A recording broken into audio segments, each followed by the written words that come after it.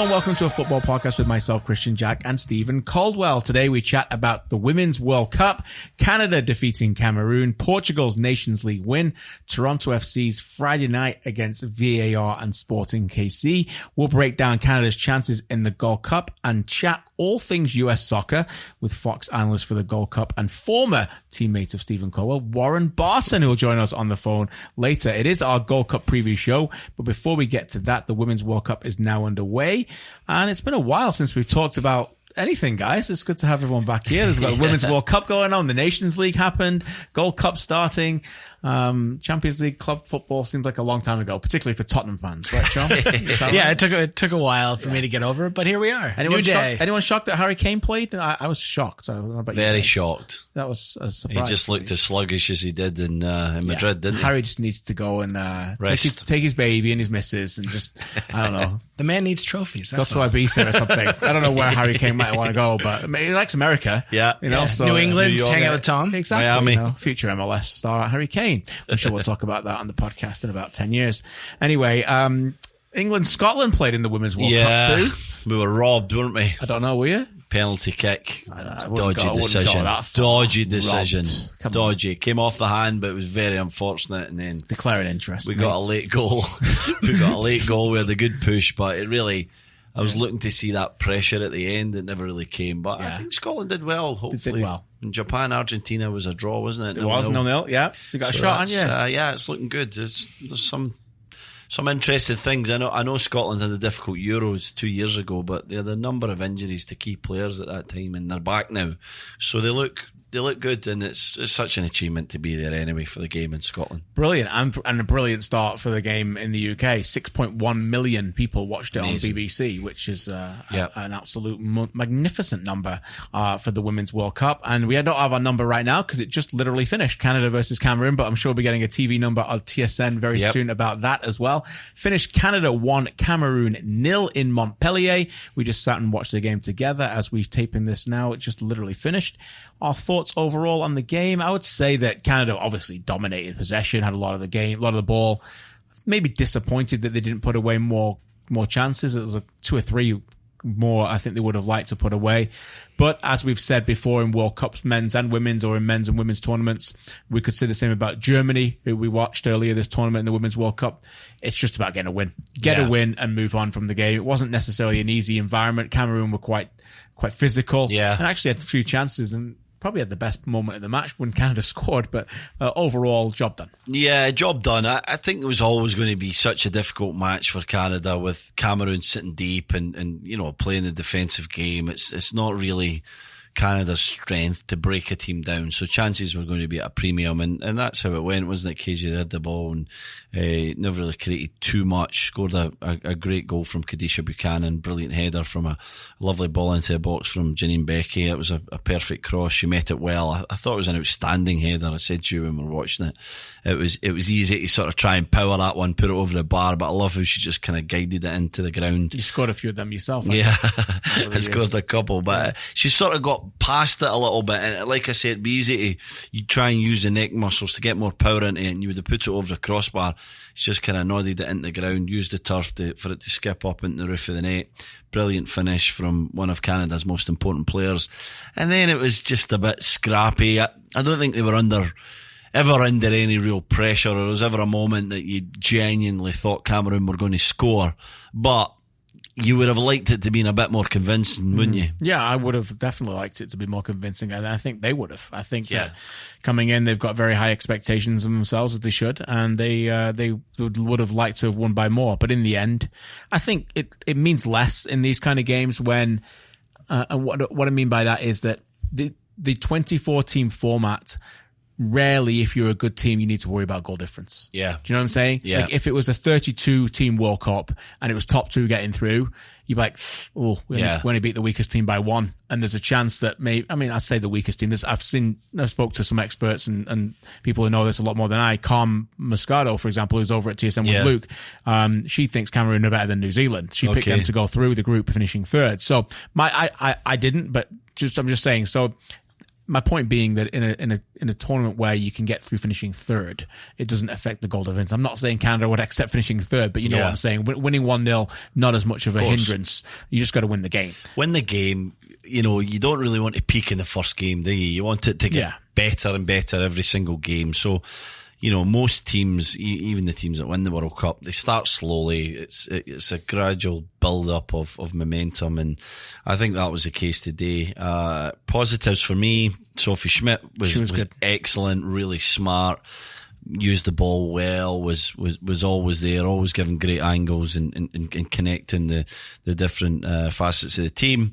I thought that Ashley Lawrence was really good in the right back role. I'm looking forward to seeing them playing a more progressive side and seeing the partnership between Prince and Lawrence. I think that might be really good on the right hand side.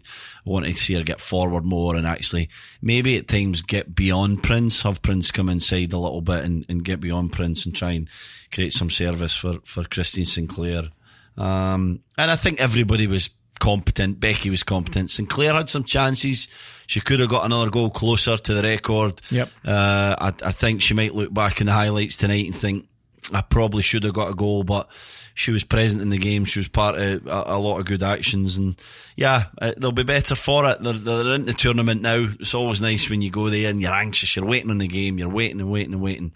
The game comes, you play, it goes pretty well, you get the 3 points, which is most important, and you're better for it. You're in the tournament, you're looking forward to the next one. Yeah, you mentioned Sophie Schmidt. I thought it was a really balanced performance by Canada, and she really gave that balance. You know, 60 of 74 completed passes for her, second on the team to Shalina Zadorsky, who was 67 of 77. Obviously, the left-footed centre back. But Schmidt has that presence about her that really just calms games down, and she just holds the ball up a little bit more longer sometimes, and just allows it to just slow down, and that's important. You know? Very important. And particularly in a first game of a tournament. You know, I thought that was a really good combination, and particularly her work by spreading the ball out to the fullbacks. You know, the fullbacks are important in this team because Becky's an outstanding player. Yeah. You got to get her involved more. And as you said, I mean, that domination down the right hand side, Chapman to Becky, could be a real pivotal combination for Canada in this tournament. Yeah, it could be. The combinations are going to be vital. I just think that, you know, Becky likes to come inside. Prince is more of a winger, more direct, but there was a moment, you mentioned it was Schmidt, her calming influence, but there was a moment in the second half where she just slowed the play, that was getting a little bit frantic, becoming a style of game that Cameroon would have been more pleased with, and Schmidt just put her foot in the ball, waited an extra 2 or 3 seconds, played it out to Ashley Lawrence, and the game just kind of resume normal service. It always seems like such an arbitrary thing when you're watching, but it's really important. It just changes the personality of the game, and it takes someone really, really smart and really composed to do that. And she was a player for Canada today that provided the moments. Before we move on, I do want to talk to you about Khadija Buchanan. When I covered the World Cup 4 years ago, she was named the best young player in the whole tournament, and she deserved it. It was a slam dunk vote, no doubt about it. Since moved on to Lyon, didn't start the Champions League final. Obviously, there's better players than her at that level, but she's obviously getting an invaluable experience every day working with those players. Scored a big goal, as you said, one of the most valuable players on this team, and she will be needed in bigger and better competitive games in this tournament. I thought she brought real aggression to the game today, which was probably needed because they needed to match Cameroon in that. They didn't match it in the end. They got close to it. Cameroon went a little bit over the line of aggression sometimes. They should have had a red card, a clear red card. But I don't know, maybe I think it was Clement Turpin was the VAR referee. Maybe I went for a coffee or something. We'll get into VAR again in a minute. Sorry for that. Any of those who don't like VAR chat, but it's going to come up a lot. I'm sorry. But in the end, I'm talking about Buchanan again, the presence that was left on the field was very vital today. I do wonder, and love your opinion on this, about how you think she needs to manage that aggression against better opponents, because she steps in very quickly, rapidly sometimes.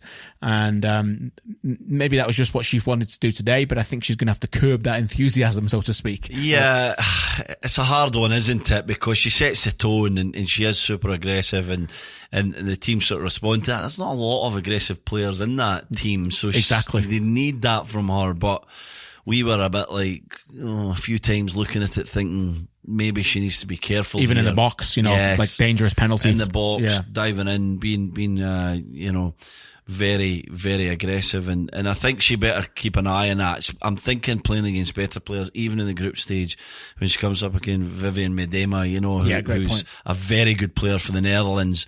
She's smart. She'll draw her into little pockets and then maybe spin and stuff, but she's physically good as well, Kadisha, so she can step into the gap knowing that if there is going to be a moment she needs to get back in, she has the physicality to do so. But I'm a little concerned when I see a central defender so aggressive. I just think you're walking a tightrope. You're that one tackle away from a red card and disgrace and putting your side up against it, especially if it comes in the knockout stage. So I think she just needs to be a little bit careful with that, while understanding that she is the kind of personality of that defensive unit for sure, in terms of how she steps into things and sets a tone. So game one in the books in France for Canada. They beat Cameroon by 1-0. Khadija Buchanan's header from a corner in the 45th minute. They will move on to Grenoble on Tuesday. They go there, but their next game is on Saturday the 15th at 3 p.m. Eastern, 9 o'clock local against New Zealand for game two. And we'll be talking about that obviously next week on Monday's pod. And then they finish the group stages on the 20th of June against Medina and the Netherlands in Reims. And I believe that's a Thursday, and we'll have a podcast that day as well to recap that.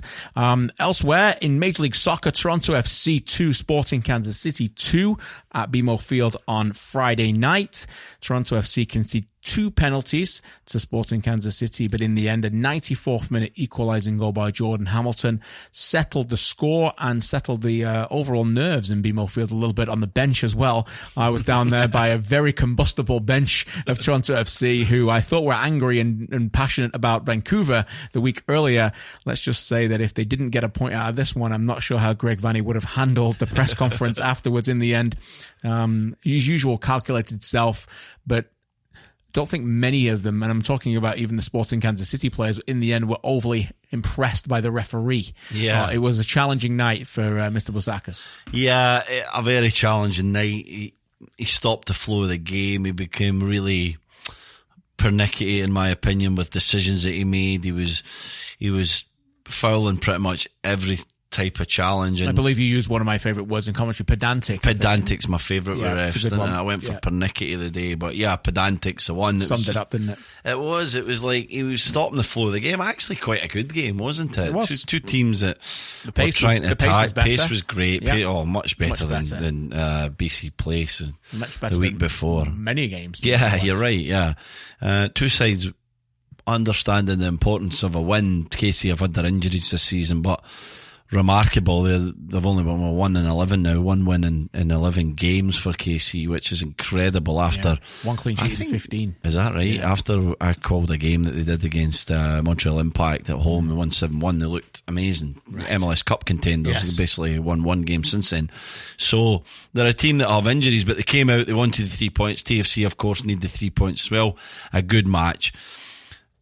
It's hard to talk about this match without the two VAR incidents. We have to get into it. We have to. You're right. So let's get into it. The first one, what do we think? Well, the first one is, I spoke to Drew Moore about this after the game, and anyone who wants to go watch that, I encourage you to do that. I know watching videos online with commercials in front of them are not always easy to do, but go watch it, because I think Drew Moore gives a masterclass on how to handle a post-game interview after the match. And Drew Moore said he felt at the time that the referee didn't have his best day. He also went on to say, as Drew Moore would, I didn't think I had my best day, so I'm not going to be criticising someone. But his best part of the interview was that, and why I bring this up now, was that, and I believe, help me, it was Gerso, yes? Yeah. It was Gerso. So yeah. He puts his hand on Gerso, and he says at that time he has no responsibility to stay on his feet. Yeah. And he's right. It was interesting, wasn't it? He's right, isn't he? Yeah. Because he doesn't have a responsibility, and that's not taken into consideration, in my opinion, by the referee. Mm-hmm. So I think it's a soft foul. Yeah. And then VAR, and this is why we need to talk about this, then VAR, having seen it that the foul has been given, then believe it is a penalty, which they are allowed to do. Yeah. However, would they have got involved with this? This is a fascinating thing for me. So let's say that he doesn't give a foul. Yeah. Are they getting involved? No. Right. Because it's not clear and obvious. No, it's not clear and obvious error because there's contact there, but there's not enough contact. But it's a clear and obvious error once he's given the foul. This is my point. Do you know what I'm going? I know where you're going. So he's given the foul. Yes. As a free kick. And it is a free kick, in my opinion. You think it's a foul? Outside the box. You think it's a foul? Yes. Okay. So you think it's outside the box. So they give a foul. VAR give a penalty because they think it's in the box. Yeah. So you have no problem with the foul. No problem with the foul because he touches him and he leads his hand on there. He puts his hand over the top of his chest. He uses his momentum of his arm. I know it looks like nothing. Greg Vanny called the decision replay. Disgraceful, by the way. Yeah, I don't think it's disgraceful. There's contact there. He comes across him. He feels the contact. He goes down. Right. Okay. So, but if he hadn't have given it, then VAR, you believe, wouldn't have given anything. No, not when they realised it was in the box, because you mentioned it so well at half time when you spoke about during my shower. Yeah. That was hilarious. He was getting soaked at half time by the sprinklers. By the sprinklers. Honestly, this is the second time this has happened. I'm in my suit and everyone's laughing at me in the crowd. I'm doing my video, and Stevie throws down. Me and Stevie are going over this very interesting discussion. I'd like to have more time on it. And meanwhile, a guy's throwing me a towel when the B-roll's rolling, and I'm driving myself down. And then the director's like, "You're on camera," and I'm throwing him a towel back, trying to get my own words right. It's all over your grey. You chose to wear a grey suit as well, so you could see the wet all over What it. A clown. Sorry, but yeah. I said, what did I say again? Remind me. You said it very well, that there's this unwritten rule in football. Maybe there shouldn't be, but it's a fact. There is. Someone that's considered a foul outside the box is not a penalty. Yes, that's right. I did say and that. So, it's like the threshold, right? Yeah, it's it's a different threshold. Yeah. That hand that Drew Moore puts onto Gerso and uses a bit of weight and momentum to bundle him over, and I say that with tongue in cheek. Of course. Is not enough to warrant a penalty. But this is the problem. This is the issues that we're starting to get into with VAR. It's very clinical. It's video review. It becomes a clinical thing, and we don't play a clinical game. We play a game that's it's refereed, it's decided on emotion, on venue, on occasion, on all these unwritten rules that make our game the best in the world come into different decisions that are made throughout a 90 minutes, KJ. You know, if that's the World Cup final, you're a bit more, I'm going to keep my card in my pocket, I'm not going to bring a yellow out, I don't want to see a red come too early in a World Cup final. All these kind of silly little things that come with soccer. And so when VAR rightly decides that it's inside the box, it can't really overrule and say, well, you know, it shouldn't have been a penalty, because, again, it's a very clinical thing and there's a hand over the chest, and so it has to give it. And it is disappointing because it really affects the game when you get decisions like that. It affects players. Players get angry. It affects coaches who are under immense pressure every single week to win games, week in, week out. And it becomes, you know, a bit of a mockery, doesn't it? It becomes a bit of a shambles and a bit of a pantomime. That's what I don't like about it. Yeah, I'll get to my other point about VAR in a second, but to describe the way the game went, Felipe Gutierrez scored the penalty, so that was 25th minute. Yeah. Then TFC had probably one of the best 20 minutes they've had all season. Yeah. I think following that, the way they passed the ball, really got good. it out, so quick, wide. Scored a great goal, didn't they? Great goal by De Leon, set up by Morrow to make it one each. And then you felt like their momentum was with them, but if there's a criticism of the TFC again on the day, although I thought they played very well and they didn't, certainly I don't believe they deserve to lose. Second half, I thought they're slow again. Yeah. I think, again, too often that happens. They start halves not at the level that they need to start them at. Yeah. Tempo-wise, attitude, I don't know what it is, but they allowed KC to get back into the game when they could have buried them, really. Yeah, they could have. Yeah, it was there for them to then take it on in the second half, but something changed in the mindset, something changed a little bit in the tactics. They were still tentative. There were too many behind the ball, and then they get caught in between. And I saw the goal coming, actually, the penalty decision. Same. We'll talk about that in a sec, but it was Greg Vanny's mentioned this often to us, KJ, where he talks about his team coming back into a shape, and then the initiation of pressure of the press from TFC coming at the wrong times, and it came from De Leon, who ironically, I don't know if it was De Leon or Westberg, I think it was De Leon who was penalised for the foul for the penalty. He was given a yellow for it. Right, so it was him. Must have been him. So it was a kind of awkward one. But anyway, he starts a press from that sort of left-hand side, and it was a terrible press. It wasn't the right time to go. It was really easy for the central defenders to split out to the right back, and then there was an overload on that right hand side. Gutierrez was there. I think Gerso was there. My memory serves me right, but Gutierrez was heavily involved. A little bit of an overload. Lovely situation. Gutierrez came in, played a nice little 1-2 with Kwasi, who was, he's not a number 9, but he was excellent, wasn't he? He did really well. And then the challenge comes in, but it comes from that bad step, and they were quite good defensively all night.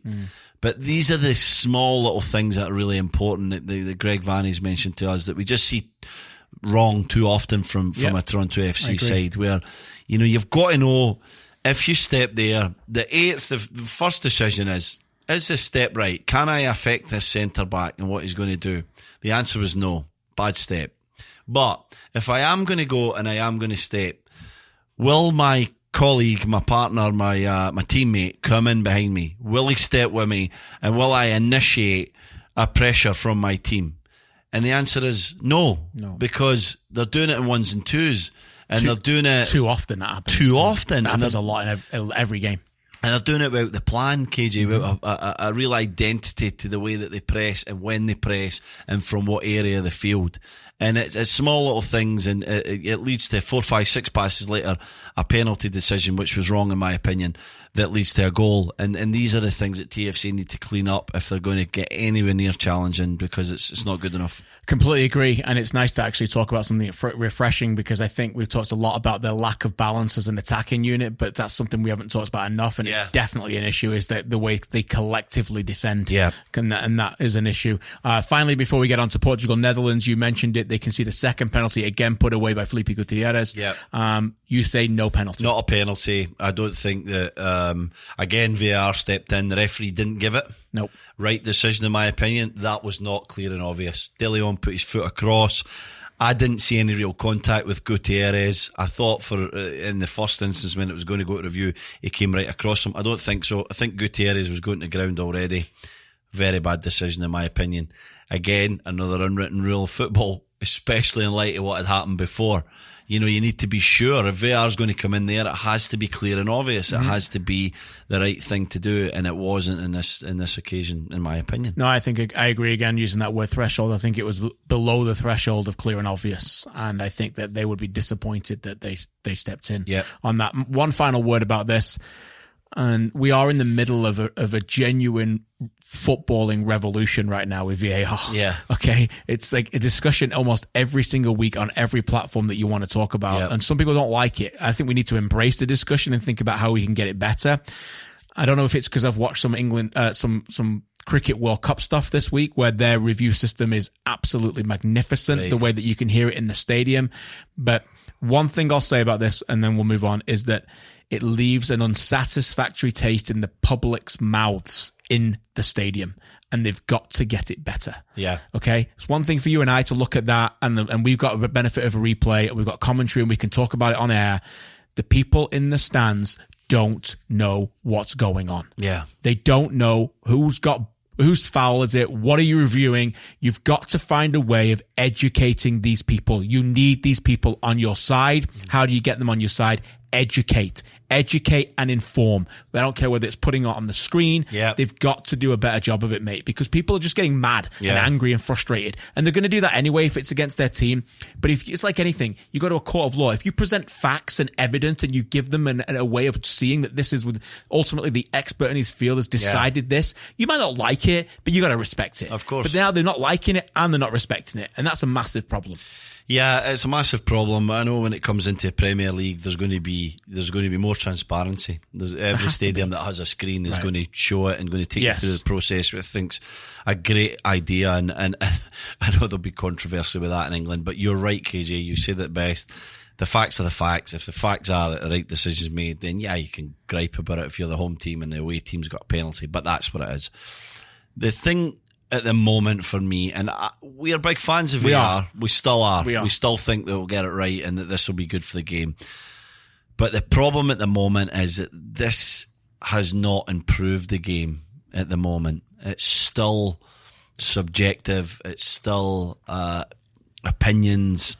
It's not as clear as I hoped it would be. It's shown us that some of the rules or a lot of the rules need to be looked at and need to be tweaked or changed. And so we're at a moment in time where it's bringing more controversy. We thought that it would end a lot of controversy and it'd be, it would stop that team from not getting that decision that was absolutely vital to, success, or millions and millions of pounds and dollars, a trophy or Champions League football or whatever it may be. And it's not doing that. It's just creating another kind of controversy, a kind that none of us wanted. We love our game. We love the way that it was. We liked it the way that it went. So I urge the authorities to really work hard and getting this right, getting the communication right, changing the rules that need to be changed, clearing up the handball. I don't want to see a penalty every game. No. I'm sick of it. I'm sick of seeing penalty kicks in games, especially for handballs. I don't want to see it. So clean it up, change the rule, make the rule more definitive and a little bit protective of the defending players. We're going to end up getting 5-5s, KJ, 6-5s, and it's going to be goals with the attacking players that we see these days, unless we fix these rules and we try and make the system a little bit better. Maybe next week we won't talk about a penalty awarded by VAR. Just maybe. Portugal didn't get a penalty, but they did win 1-0 against Netherlands in a Nations League final in Porto.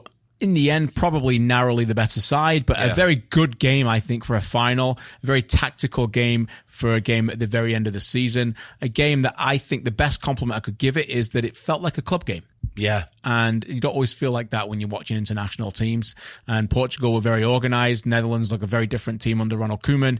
Lot to like about them. They, let's be honest, outclassed England in the semi-finals and deserved it, even though it went to extra time. Portugal got the goal from Guedes and won another final 1-0. Netherlands lose another final 1-0. Not that we can compare finals for Euros and World Cups, but in the end, a lot to like about this, with both two teams looking very encouraging going into next summer. Yeah, a lot to like about this game. A very good pace to it and a great tactical game. The Portuguese they're a very dangerous side, aren't they? They're organised, controlled. They're a team, they're well coached, and they have players of quality, and there's no end to the players of quality as well. Yes, Ronaldo's getting on in years. Guedes is young.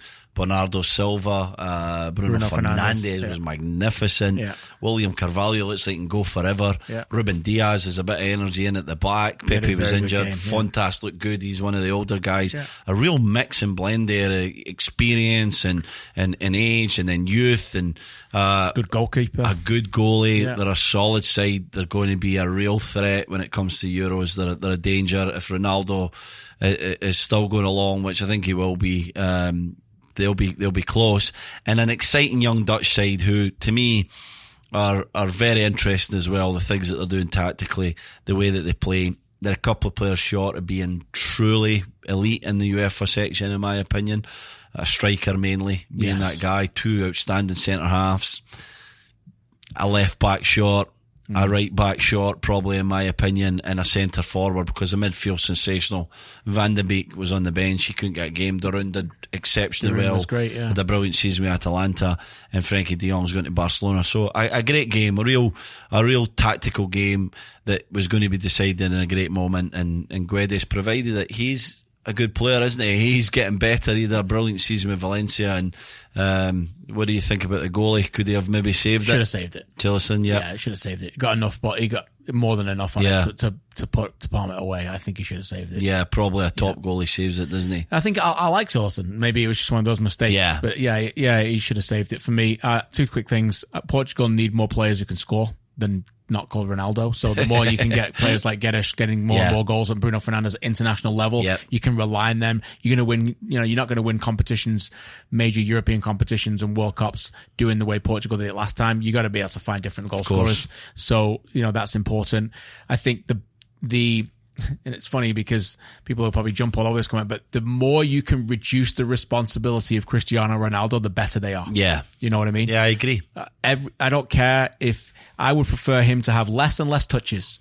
Just make him sure that he's that penalty box number 9 reference point. Because other than that, they recognise 3-4 years ago that on the wing is a liability defensively. So they had Guedes and they had Fernandez, and they worked really hard on the flanks. Yep. So just have him be that, and not even work. Don't even need to go anywhere. Just hang out there, take your glory, score your goals, and then get mad at Bernardo Silva when he's given tournament player the best player of the tournament with that disgraceful dirty look that he gave his teammate.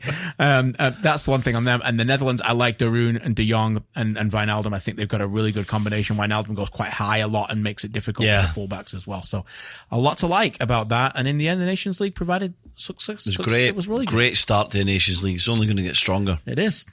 Okay, let's get on to our Gold Cup preview. And as we said, Warren Barton will join us shortly to preview all things Gold Cup, in particular the United States, who are mainly hosting the tournament. I know there's different other countries now as well, Costa Rica as well as Jamaica hosting some games as well. But this segment we'll save for 10 minutes or so here for Canada.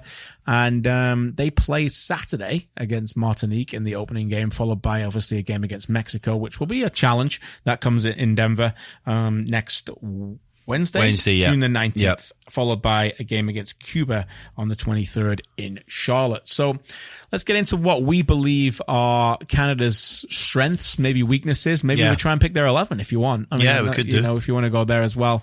First of all, let's talk about the 11, and we expect Boyan to be a goalkeeper. Yeah, I think. Yeah. Even though Max Rapo's had a very good, great season. And do you think he maybe give him a game? I think he will give him a game. I think he deserves a game, actually. So. And Borjan's been terrific, but he's really surprised me, Crepeau. He's been excellent. And every time I see him, I actually think he gets better as well. So I think he's got a great future and he'll get a game. Yeah, I had a good chat with him in Vancouver. A confident guy, getting more and more confident as it comes on. We expect Broguillard to play right back. Yes. Do we expect Marc-Anthony Kaye to play left back? Yes. Is that the right decision? No. Okay. Sorry, John. This is instead of making this a yes and no game, let's get into that. If you'd given me a yes, I'd have moved on. Okay, so you want Marc-Anthony Kaye, arguably one of the best midfielders in Major League Soccer this year, to play in midfield. Yes, absolutely. Has to play in midfield. 3-man midfield. Unfortunately for John, his best players are in the same position. Right. And so he's trying to just get all his best players in the team, which is somewhat smart. Marc-Anthony Kaye can play left back. Marc-Anthony Kaye will tuck inside. They'll play a sort of modern form of left back where he looks like a central midfield player a lot of times. But once you get to the latter stages and once you need an actual left back, and Marc-Anthony Kaye is a powerful player, I don't think he's particularly explosive. And so I think it'll become an issue for him as he tucks inside to then get back out there. And I don't want to see him in 1v1 situations defending a good winger. Right. And so I think that might be a problem for Canada. And I'd like to see him in his best position. Because while Osorio has quality and even Piet is fantastic and Arfield's going to play and he should play and he's going to be on the right side, I think Marc-Anthony Kaye should be in either that deep line position or probably on the left side of the deep line midfielder. So if you do that and you're the manager, who do you play left back? That's the big problem, isn't it? I think that comes into the conversation. Yeah. It's a little bit like, it's putting together pairs, no? Yeah. You've got two cards in your hand and you go into the table. Yeah. And do you want Marc-Anthony Kaye and Ashton Morgan in your hand? Mm-hmm. Or do you want Marc-Anthony Kaye and the card's ripped in half a little bit and it's not properly a card? He can't be the guy you want him to be. You know what I mean? And Samuel Piet. Yeah. Right? Or something like that. I understand. Do you know what I'm saying? And I think they're the conversations he's having. We need to have this conversation moving on to the next point and merging both, because Atiba Hutchinson isn't involved in this conversation. Yes. Because is Atiba Hutchinson going to play centre back? Yes. Do you think he'll play there on Saturday? Is that the right decision? Saturday probably be okay, but throughout the tournament, probably not. Right. And this is a problem again when you start to think about the second game against Mexico, depending on what team John picks in that game. Maybe he makes some changes, a group game, it affords him that. But then as you go into quarterfinals, hopefully semis and final, and you're going to be playing against Costa Rica, the US and Mexico, in whatever order, then, you've got a standard of the game that's really difficult. And I'm not sure Atiba is. I've never really seen centre-back qualities in Atiba. He's a slight guy. He can get around the field. He's a smart player and he gets into good areas. But I've never really seen him as a centre-back. And so I understand against the weaker nations in CONCACAF why he would play there on the ball, smart enough to understand the positional sense of centre-back. But can you imagine Josie Altidore, a fit and raring Josie Altidore against Atiba Hutchinson? Right. If I'm the US, I fancy that match-up, and whereas Cornelius and Henry maybe aren't quite the standard of player that Atiba is, physically they can handle Josie. They know what it takes to play centre half. They'll deal with the aerial battle. So again, it's just trying to get the best players in the team, isn't it? Yeah, I like players playing in positions that they're familiar with. Yeah. I've never been a big fan of moving guys around, but I'm sure they're working on it. And this brings up another conversation: is where is Alphonso Davies' best position in this team? Do you play him on the left wing, or do you say, okay, we want Jonathan David and Junior Hoylett to play on the wings, and we're going to play Alphonso Davies at left back? You know what I think about Alphonso Davies? I think he's a left back. I think he's a world-class left back in the making. If he's developed in that position, I do think he's a world-class left winger. I agree with you 100%. And I think that Alphonso Davies could play left back against anybody in this tournament. Yes. Right? And then you can play Mark Anthony Kaye in midfield, and then you can play Jonathan David and Junior Hoylett and Cavallini. Yeah, absolutely. And then you get everybody in the team, and it looks more balanced, doesn't it? You don't get everybody in the team. Yeah. But I know what you're saying. Sorry, Jonathan Osorio. That's what I'm saying. Yeah, so the next conversation is that. Now, we don't know how fit Jonathan Osorio is. We have reached out. I certainly have reached out to try and get some answers about, things are going on. We haven't heard back yet. We'll be doing some calls this week. So we'll get some more clarity on that. So, I mean, look, we've played, Formation Geek long enough here trying to figure this all out. What does Canada need to do to make this a successful tournament? We've talked about this a little bit in the past. Is it just simply getting to the semi-finals, or is there a lot more to evaluate here for me? I think there might be. I think a lot of it is down to the presence of Canada. John Herdman has worked on a lot about that.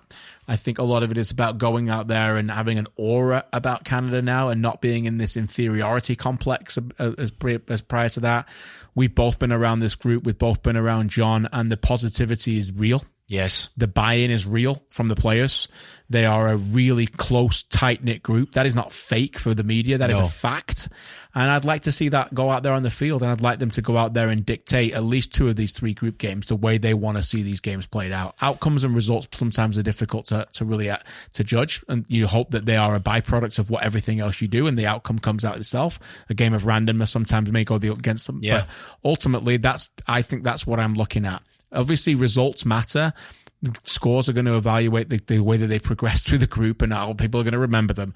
But for me, I'm looking at the other stuff. I'm looking about how they go out there and dictate themselves on an international stage. Yeah, that's the key, isn't it? How do they assert themselves on the individual games? First the group games, and then hopefully a quarter final. And what I mean by that is, do they take on the concepts that John's been building on in basically easy matches? Can they take that into a match that's actually got some meaning in it, and actually playing against a quality player that's not going to just let you tuck inside as a full back and create an overload in midfield, not ask you a question, well, okay, you want to go in there, I'm going to go and stand out here, what are you going to do now if my team get the ball and I'm whoever, Pineda for Mexico, and I'm going to get the ball and then I'm going to be running at your centre back. Now, it's easy being brave against a team that you're dominating. It's not so easy being brave when you're leaving a world-class player in a dangerous situation. So can they dominate their concepts in the way that they play, or can they be part of a game against a team like Mexico or a Costa Rica in the quarter-final and be right in that game and take that forward, take the ideas, the tactics forward, and show that it's capable and sustainable at a higher level through qualifying for 2022, through the building process heading into 26. That's a successful tournament. I think if they do that, they might just get to a semi-final, because I think if with the talent that they have, if they're taking on these ideas and they're working and it's been tweaked and fine-tuned to the point where they don't leave some of their weaker positions vulnerable, I think they can beat Costa Rica in a quarter-final, and I think it'll be a wonderful tournament in that case. Oh boy, if they beat Costa Rica in a quarter-final, that will be a tremendous tournament for Canada. I think it's important to note that it cannot just be based on outcomes, though. I think it's funny how the memory now plays tricks on people sometimes. Everyone says that last time's Gold Cup was a really good Gold Cup for Canada. Yeah. And it was, based at the time. but they didn't play that well. No. They played well in certain periods of the game. Alphonso Davies had a breakout because he did great in a game. I think if they go out in the quarterfinals this time, I don't want to hear, look, this comes down to how they're going to perform. Again, this is the eye test here. Yeah. The eye test, not the stats test, the eye test here. How are you going to go out there? If they go out in a quarterfinal, there's a real chance that it could be a massive improvement. Yeah. Even if the outcome is the same. That's all I'm saying. But boy, oh boy, we certainly hope for more. Okay, let's move on now to the next section of the Gold Cup preview and get Warren Barton from Fox on the phone. Pleased to be now joined by Warren Barton, who will be an analyst on the Gold Cup for Fox. And I can't start the Gold Cup chat with Warren without talking about Stephen Caldwell with Warren first. Sorry, Stevie, you're not going to ask about yourself. But Warren, maybe you can give us some stories for our listeners about you and Stevie and your time together back in England. No, we had a fantastic time. It was good to catch up with him a little while ago when I was up in Toronto doing a game for Fox. A model professional. He was a great lad. Obviously, he's a little bit younger than me. He don't look it, but he's a little bit younger than me. But a very good professional, and I'm not surprised that he's gone on and been a leader and had a great career. And obviously doing now well as an analyst and looking after himself. So I've got a lot of time. It was, as I said, we had a wonderful time together with myself, Gary Speed, Shane Gibbon. The list goes on and on and on. And Stevie was part of that, and he's had, as I said, a wonderful career. Well, what a time to be there at Newcastle, learning for guys like yourself, Warren. It was an absolute privilege, and it was such a great experience for me to see what it takes to be a top professional. So I really appreciate all the help that you gave me alongside the guys you mentioned, and I learned so much, and I took that on throughout my entire career. Great stuff. Okay, Warren, let's get into That's why you were successful, you know that. That's exactly.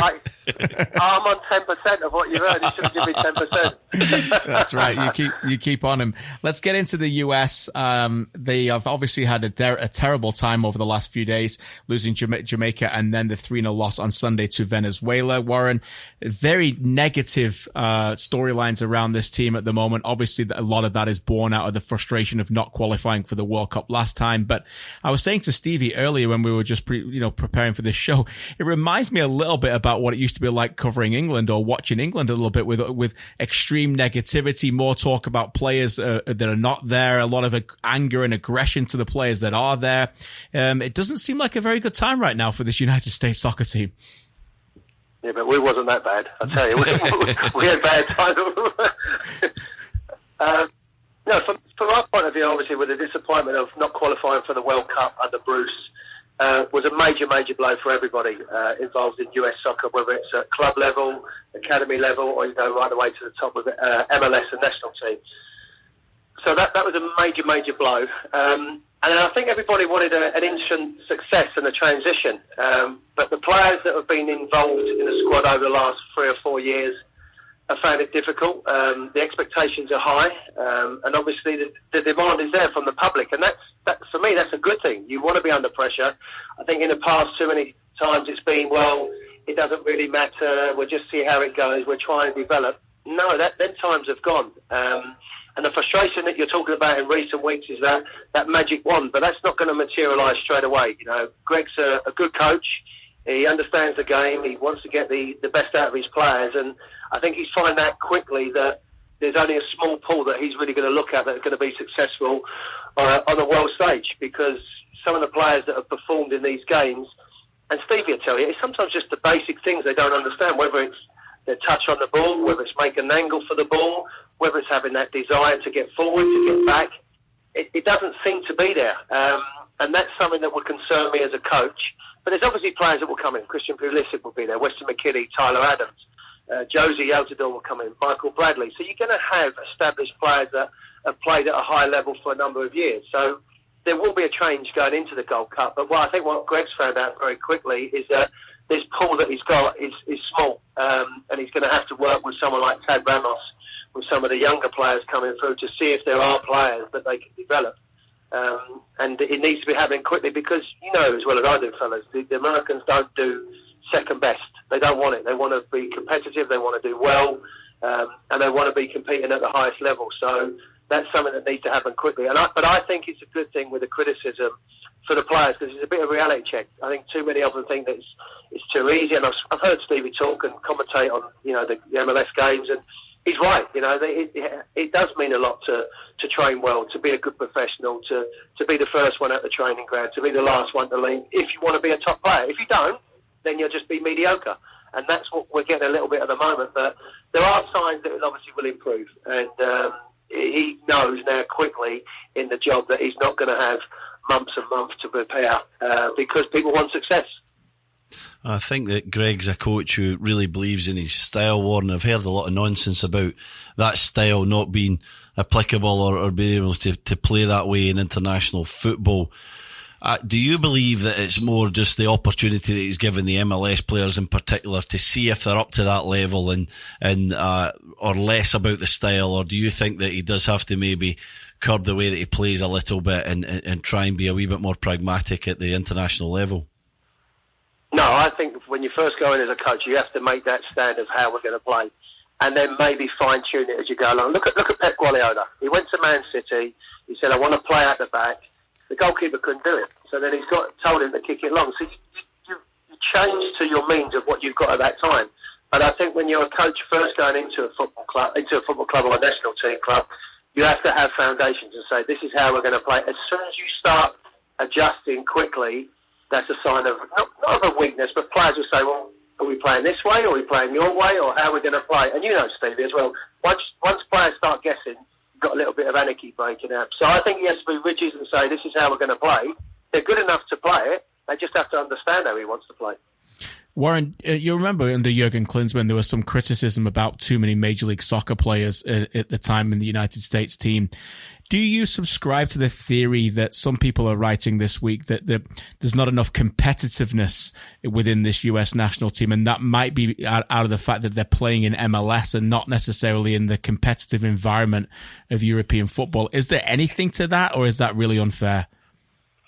No, I think it's a touch unfair because I watch a lot of MLS soccer, and the Champions League's the Champions League, the Premier League's the Premier League, and I think if you ask any player in MLS, they'd want to play in the league, they want to play in the Premier League and playing obviously Champions League that we've been able to do in our career. So that's not beat around the bush. The players want to get there, but the MLS is getting better and stronger and quality. They've just sold a player from Atlanta for nearly $30 million to one of the biggest clubs in the Premier League. So the players are here, but what I do find and understanding and being around MLS and Academy is that it's not just one game. You've got to do it for a season. You've got to do it for a season and a half, and you've got to keep persevering and training. It doesn't, as I said, it's the whole package of being a top professional player. If you can have anyone can have 5 or 6 good games and then sit back and rest on their laurels. It's the players, and that's why you look at the likes of Clint Dempsey and Brad Friedel and Casey Keller, these players that have gone out to the big leagues and been there for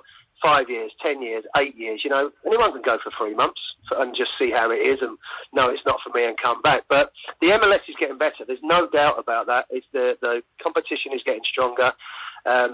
People sometimes as well from abroad, and maybe one of them was people in the UK as well. They don't understand the travel, the heat, the humidity, these type of things that are being involved. You haven't got a roster where you can just chop and change right the way throughout the season, where you've got your limited amount of players and you have to deal with that and cope with it. So there's a little bit of naivety and ignorance that come in through some of them comments, but players, I do believe, that have got to find that whatever you put into the game, and Steve will tell you, whatever you put into the game, it will give you back.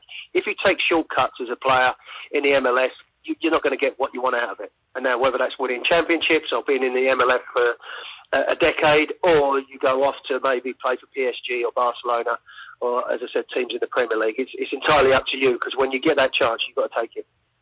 Looking ahead to their group a little bit, Warren, obviously it's not plain sailing, in my opinion. You would think they'll beat Guyana, but Panama and Trinidad and Tobago, of course, gave them huge problems in the World Cup qualifying. What do you think, expecting them to go through and looking ahead, do you think that this is a case of a big quarter final ahead, or do you think they may have problems in the group stage? No, I think they'll be fine in the group stage. It's probably good, and when Greg came into Fox about 2 or 3 months ago, we were chatting about that.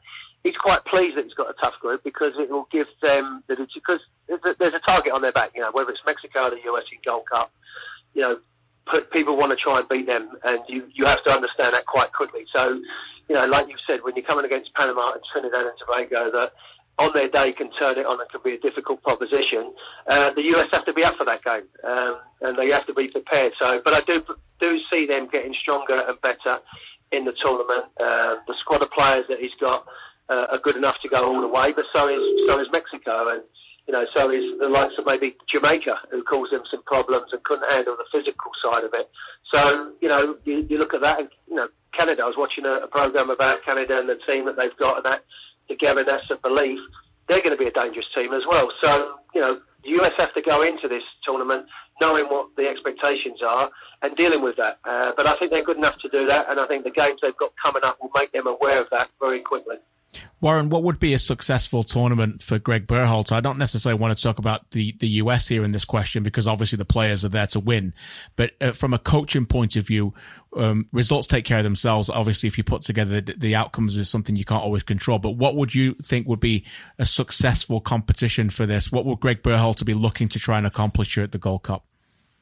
Well, listen, if it was me, fellas, I'd go to win it. I'd make a statement and say, after what's happened in the World Cup with not qualifying, we've got to get some pride back in, we've got to get some belief, and we've got to get a bit of trust from the nation. So nothing less than winning it, unless you go to a penalty shootout and lose in the final, and then it can go either way. But I think unless you go and win it, it could end up being a disappointment, because he's had time, he's had preparation, and he's getting his players in that right frame of mind, and he's getting his big hitters back. And now it's time to perform. And it's down to the players and him and his staff and get prepared and obviously go out and win it. Well, Warren, we really appreciate you taking some time here. Enjoy being an analyst on the Gold Cup. We'll be watching and listening. And when Premier League rolls on, we'll get you back on and talk some Newcastle, okay? Absolute pleasure. Thanks, Warren. All the best, Stevie. See you, mate. All the best. See you Thanks, soon. mate. Appreciate it. Good luck to you. Bye-bye. Thanks again, Warren, for your time. Before we move on to your questions in #AskAFP, Stevie, let's finish our chat on the Gold Cup. Mexico obviously looked like an enormous favourite. A lot of discussion in the media this week has been about who's not there for Mexico, and boy, oh boy, have they got some players who are not there. But they still got terrific players, and it looks like they are overwhelming favourites to turn this on. They're hurt that they didn't do it last time. Obviously, they believe they are, quite rightly, the giants of CONCACAF. And they have still got a formidable lineup here, and they'll be expecting to win this comfortably, won't they? Yeah, they will be. In light of the US issues as well, I think, they're overwhelming favourites here. Yes. Even with the guys missing, you look at the guys they still have there. They have Guardado, they have Raul Jimenez, they have Pizarro, they have Pineda, Jonathan Dos Santos, Eric Gutierrez, PSV. They have 6 or 7 centre halves. We were talking about that. They've got so many centre halves. You could loan Canada 1 or 2 of them. That'd be nice. That'd be nice. But so much quality, so much experience. Guys that have been to World Cups multiple occasions. So they are the favourites. I just think that, and they've started well under Tata Martino. He's had 4 games. He's had 4 wins. Yeah. He looks pretty good, and he's using that style of his on this team. So I would be pretty shocked if they don't win it, but once it gets to knockouts, you never know what's going to happen, do you? You don't know how the guys are going to gel. We talked about players being in positions for Canada and what that might mean. It's always about relationships, isn't it? It's always about how do these guys connect to each other, how do they gel, and maybe the issue for Tata here, KJ, is what 11 does he pick? Yeah, because he's got to get the centre half pairing right. The deep line midfielder, probably Guardado, but is it Alvarez? Can he can play in there? He's been quite good in that position. And can he get the top positions right? Can he get some support to Raul Jimenez? Can he take on his form that he showed at Wolves in the Premier League? Yeah, I mean, if we want to do predictions here, I would imagine that both of us pick Mexico to win. I'd imagine that both of us would think that Raul Jimenez would get the Golden Boot. No? Yes. I mean, he's going to be firing in this tournament. I would imagine, it's going to be very difficult to think that. And I know they've given Montez and Vega and Sanchez some games in the build-up to this tournament in Mexico, but I don't think they're going to be key starters to this. I think it looks like Ochoa playing goal. You know, Rodriguez, Salcedo, Arroyo, maybe Gallardo at the back. Yeah, I would imagine. Yeah, probably. Yeah, you know, and Edson Alvarez is going to play, isn't he? And he's too good not to play. So, yeah. And Gallardo will play. I think I'd like to see Pizarro play. Rodolfo Pizarro. Yeah, he's class. I'd love to see him play, and I think he could be a true golden ball. Yeah, I think he could win the whole thing. I think he could be the best player in this tournament. He's that good. He was brilliant when we saw him last season in the CONCACAF Champions League. He's went on to Monterrey. He's had another successful season. He's a game changer, isn't he? Yeah. He's a guy who can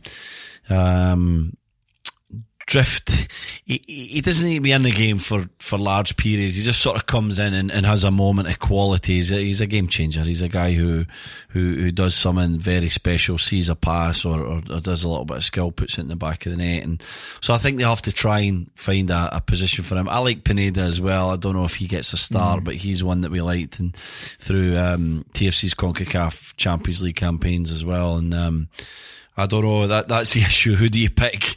Who's the right combination? What's the partnerships there? How do you get the best out of your best players? That's going to be the key. Who connects well with Raul Jimenez and who gets him the service that he likes? Wolves did a smart thing with Raul Jimenez. They got him playing in a style that suited his play, and that's why he looks such a good player, because there's times, even though he's played at the highest levels of Europe, there's times where he's looked okay.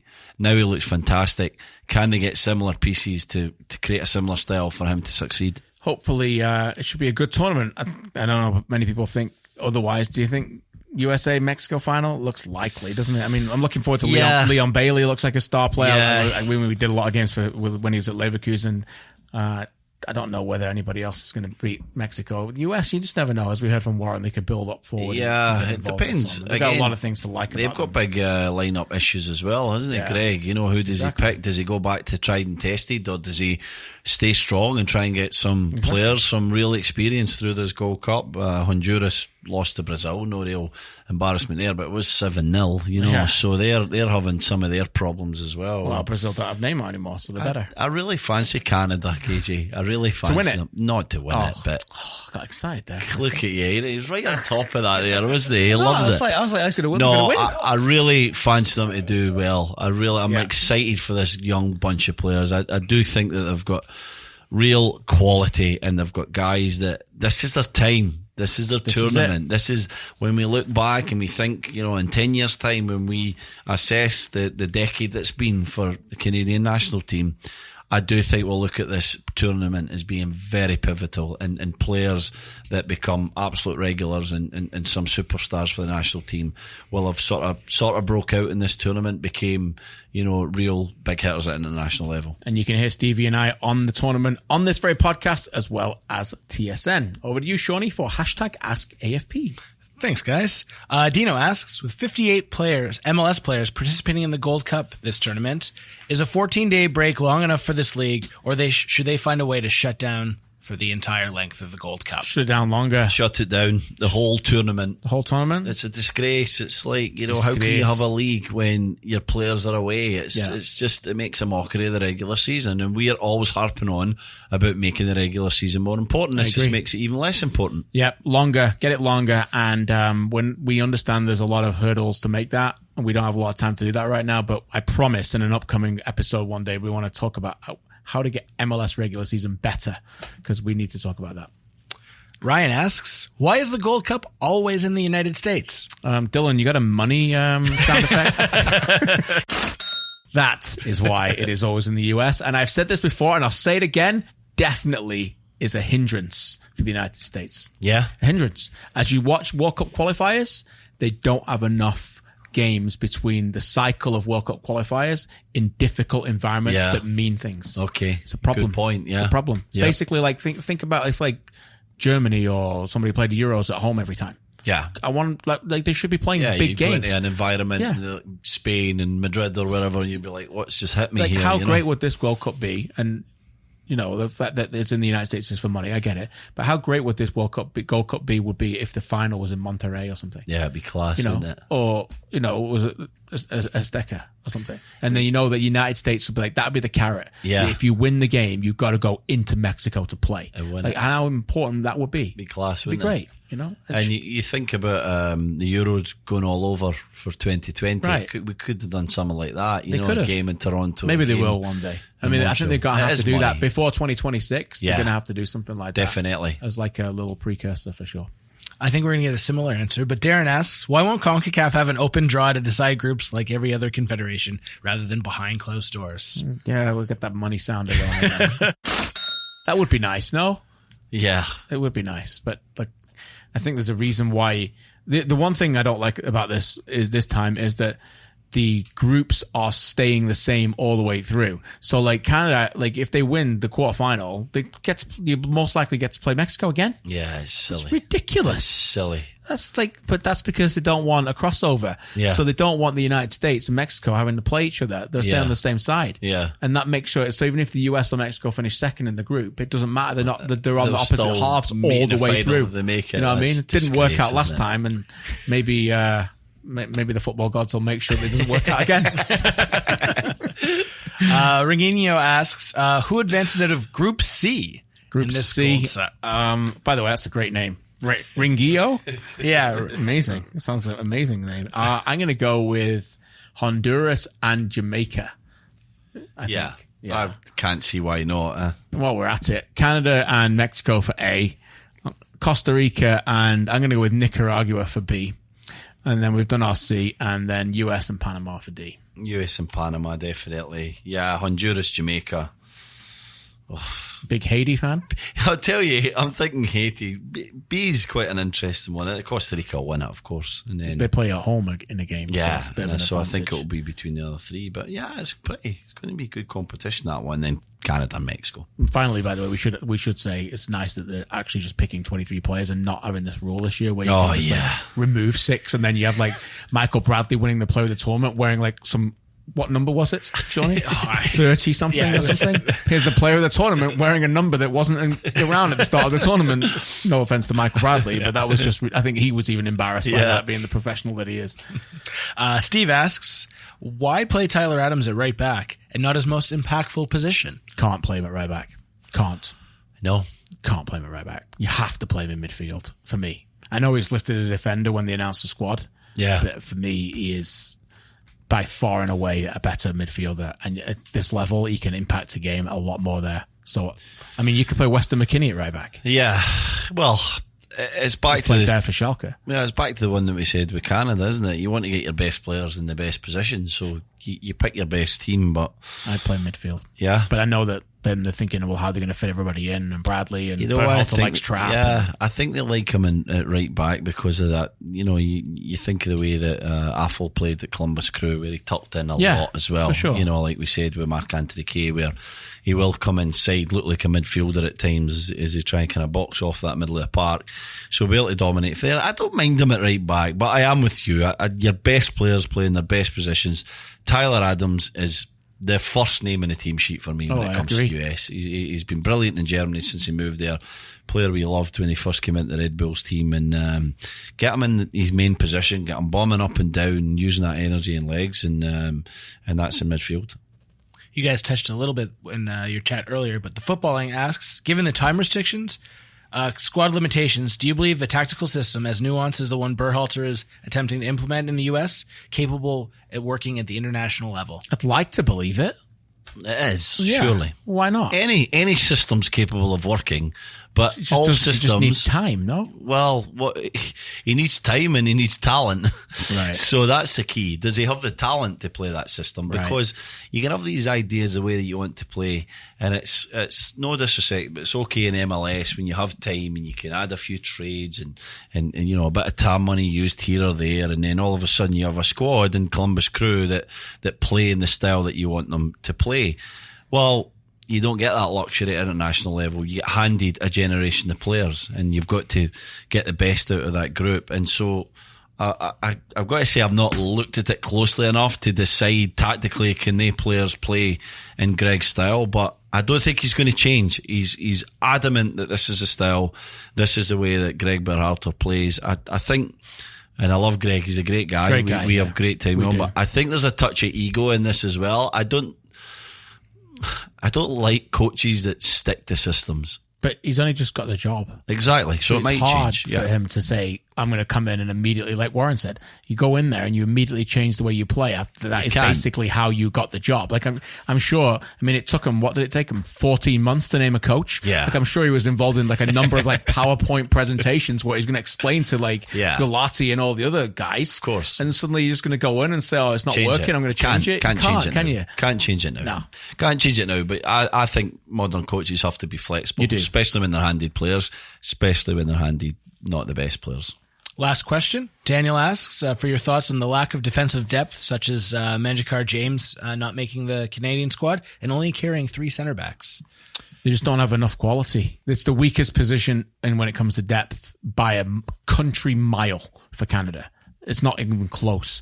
Manjikar James, I think, has played maybe 4 games in European football this season. So the one thing I'll say about this, and it's very important, we didn't talk about it in the Canada preview earlier, the players are playing consistent minutes for their clubs, the ones that John's got here.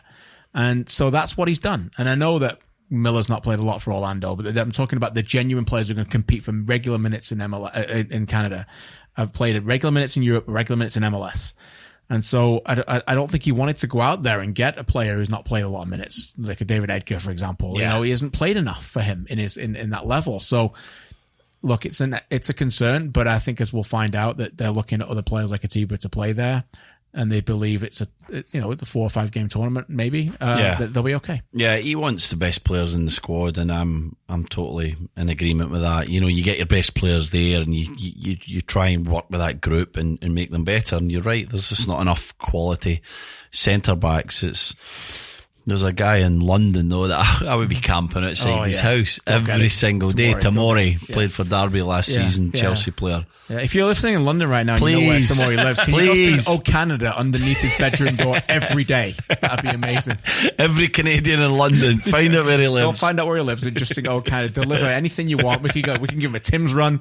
You know, whenever any of us are going over there, just take Tim's run and just go give it to Tamori. He's the key, isn't he? Yeah. I mean, if that guy decides to play for Canada, the dream. You look at the whole thing and you're like, it's there, you know? I've not gone this far yet, but if Tamori declares for Canada, they're making 2022.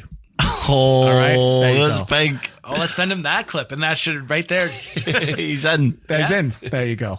Yeah, let's hope.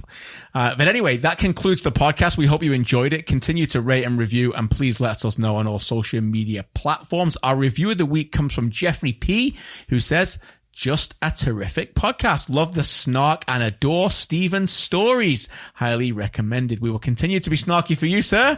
Make sure you rate and review, as I said, and Stephen will continue to give his stories every single week. That's it for this week. We'll be back on the 17th to chat about Canada versus Martinique in the Gold Cup, and of course, Canada versus New Zealand in the Women's World Cup. Thanks again to Dylan, to Clay, everyone involved, and thank you for listening to